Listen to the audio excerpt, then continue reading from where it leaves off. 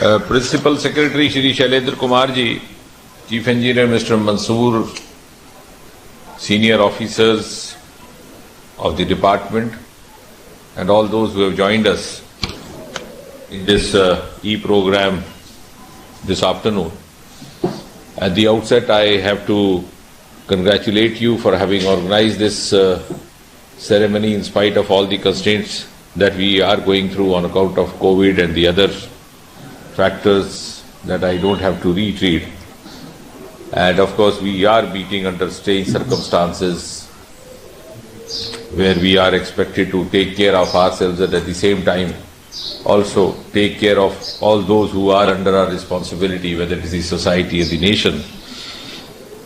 But gradually, I'm sure, I think one good thing that has come out of it is that under Prime Minister Modi, we have been able to prove to the world, and we have succeeded in proving to the world that the show goes on in spite of everything. As far as India is concerned, there's not been a single day at least when there was working interrupted in the Government of India and so also in the UT government. And carrying forward, of course, that resolve, the determination and that commitment, I think is the evidence in the form of today's ceremony. Even though over the last few years we have tried to follow this practice of carrying out e-inauguration collectively of all the PMGSY roads, because some of them are distantly placed, some of them are located in inaccessible areas, and therefore the mere formality or protocol of conducting an inauguration or a formal launching should not hold back any project, and that's the kind of a principle that we have tried to follow ourselves even for the last 6 years. Even after the project is ready, whether it's a road or a building, we usually expect that it should be dedicated to the public, even though informally. And then, of course, at a convenient hour, the ceremony can be carried forward. As was being mentioned by Shri Shailendra Kumar, the launching of these projects amounts to about, as he said, rupees 183 crore. And I also have to congratulate all those present over here for Jammu and Kashmir, though being a small union territory, having ranked second as far as the performance in the construction of the PMGSY roads is concerned. And I'm sure I'll be able to put this on record because you have the representatives of the Information Department also attending this program. And as he rightly said, that's about 80,000 souls who are going to be benefited, and benefited also in the far-flung areas, which is a major achievement. And he very nicely, of course, when the road connectivity exists, we have seen from the experience of Northeast also, all the other sectors also develop as a follow-out of this. And as it was being mentioned, this will have a benefit on the road, on the education sector. For obvious reasons, the teachers would not bunk. On the health sector, because of the accessibility both for the patient as well as the doctor. For selling the produce in the market to get a better revenue. And lastly, what he mentioned about the ease of matrimony, which is a social aspect, also gets benefited. And from our experience, we have also learned in the Northeast that when we could improve upon the road connectivity, also connectivity by other means, whether it was railway, whether it was air, there was also a significant amount of pacification among the society, and the incidents of terrorism and militancy went down. And even in a state like Manipur, which was known for road blockades lasting for 6 months, 7 months at a stretch, we have not had a single untoward incident for the last 2-3 years. So I think this road connectivity is in fact the lifeline of a developing nation. Now, as far as the PMGSY roads are concerned, I would just read which I've been saying in the last few years, each time when this ceremony is held. And I'm glad I've been told that this we are also connected by the concerned sarpanches, the local body representatives, as well as the BDC chairman.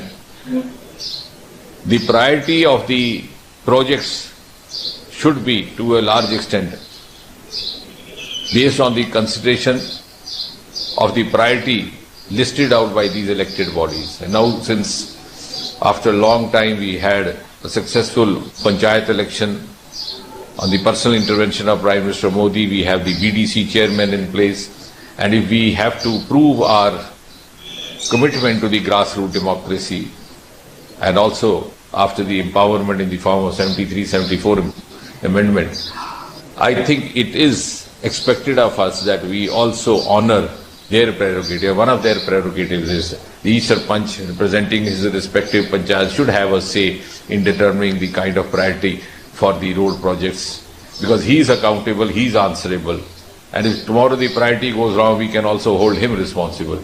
Secondly, also because if that does not happen, then sometimes the dubious allegations keep arriving, why a certain project was dropped, why a certain project was picked up.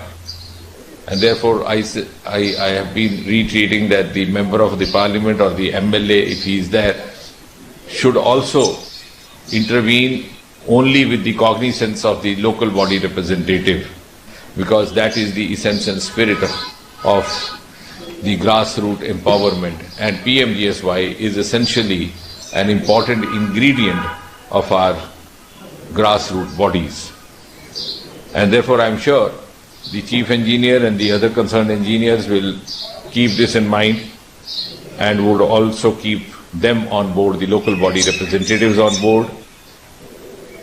And if at all there is any kind of an undue pressure happening, you can always bring it to our notice. We would intervene in order to enable you to work without intimidation, without any kind of harassment, to the best of your ability, because we want to actually introduce a new kind of culture where you could carry out the work with transparency, and that is how the quality of work would also improve, particularly as Shri Shailendra Kumar ji was mentioning that for the first time we are going to have a black topping in these roads, in these areas, and if we are doing so, we also have to ensure the quality control, and therefore we also follow norms with the transparency, because I'm sure as long as we are around, we would not have an MP asking his brother or a son to take a contract. So please be rest assured you would not have any pressures of that sort. Move on in the best possible way so that you and we and all of us could leave behind a mark that, look here, it was during this tenure when so-and-so was chief engineer, so-and-so was principal secretary, so-and-so was a member of parliament, that we could set in some new standards of work as far as our commitment to the rural development is concerned. And before I conclude, I also have to note this with certain amount of satisfaction that we are on the eve of completing 1 year of the new arrangement into which Jammu and Kashmir and Ladakh entered, and this 1 year has been an era of development. And if we have actually made a headway, I would, to put it simply, categorize it in three forms or three heads. One is, of course, the political, the evidence of which is there before us today. We have the elected sarpanches and the elected BDCs and elected municipal representatives corrected in this program who would not have been otherwise there, and that is what has happened in the last 1 year, and we have to carry this forward. Of course, I would not go in detail mentioning about the rights which have been made available to those who were deprived of it, whether it was the citizenship rights or the voter rights, because the list is long. But as far as this ceremony per se is concerned, we have this evidence of the political empowerment happening. Secondly, of course, the administrative, the governance reforms that have been introduced, which would also have a very strong bearing on the completion and accomplishment of these projects. The Prevention of Corruption Act of India, which was 1988 and then was amended in 2018 by DOPT, has been for the first time introduced in Jammu and Kashmir. And now the bribe giver is also equally liable to be prosecuted as the bribe taker.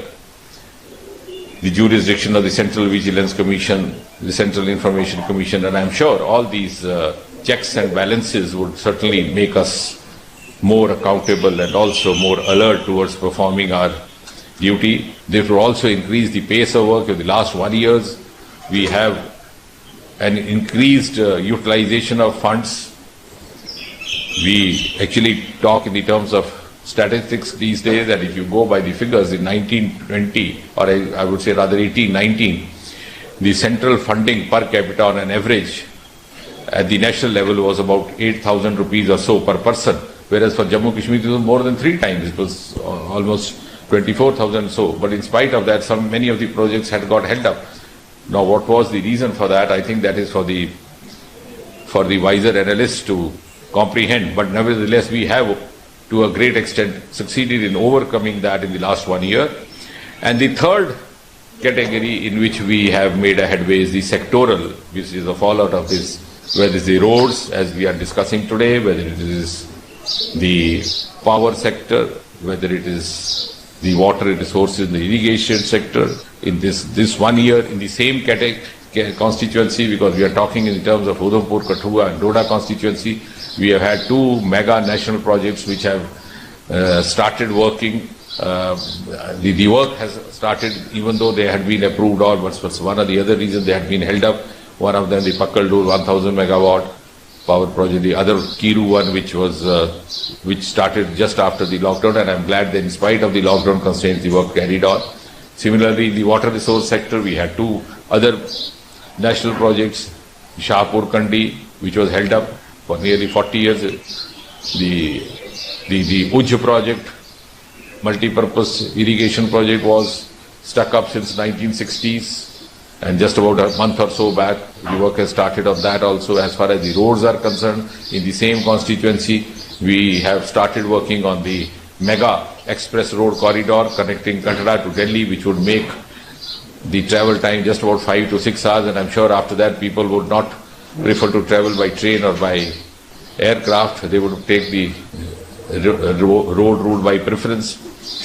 The work has already started on 6-laning of the 4-lane highway between Pathankot and Jammu, which is also part of this constituency, and that is going to get connected with this express corridor.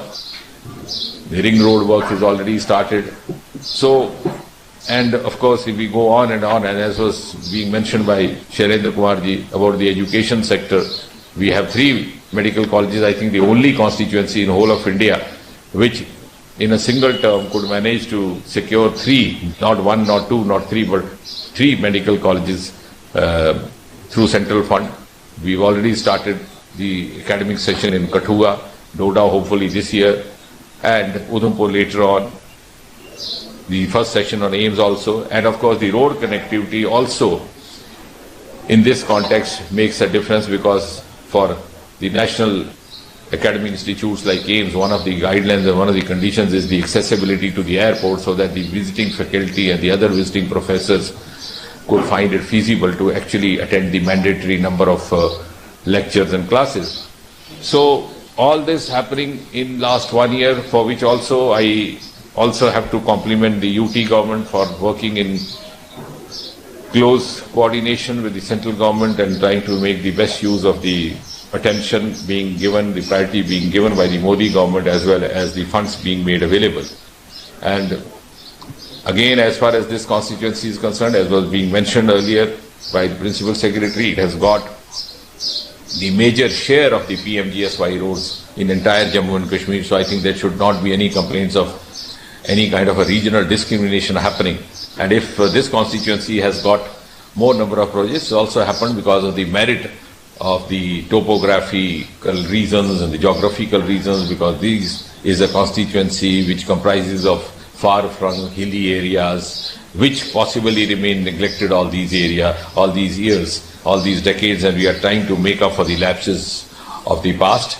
And I'm sure with the kind of team that you have, we would be able to complete these projects within the timeline fixed for us, and you have a supervision of a hard task master like Shailendra Kumar ji, which I think would also be a stimulus for you to stick to the timelines now that we are unlocking gradually, and therefore the constraints of labor and workers would also be overcome. And as a Member of Parliament representing this constituency, I can always reassure you that you please go ahead with your work. There will be no intimidation, no pressure from any side. go ahead in a fair, transparent manner to the best of your ability. If you find any kind of obstructive happening, coming across, you can immediately bring to our notice. The work should carry on as the show has moved on. If you have any kind of constraint or any kind of issues which are coming in the way, please immediately bring to the notice of the Member of Parliament. That is why the Member of Parliament is meant for, and that is how this team comprises of. Like in the last term, we had certain issues of forest clearance, and immediately then the issue was taken up. And now I'm glad that the UT government has a regular meeting of forest clearance committee. So usually the delays happen because of forest clearance and land acquisition. And therefore, wherever you find that the political representatives also need to intervene and coordinate with you, because all of us have our shared roles, we would be happy to move on. We have a functional round-the-clock office in Jammu, in Delhi. They work in coordination with each other on real-time basis using the digital technology, and therefore we would be happy to add to your stimulus of work. With these few words, I don't wish to hold you back, and before I conclude, I would like to wish you an Eid Mubarak, and I'm sure since you are looking forward to celebrate the festival tomorrow, I need to let you go early. Thank you very much. Thank you, sir. Sir, with the permission of the Principal Secretary,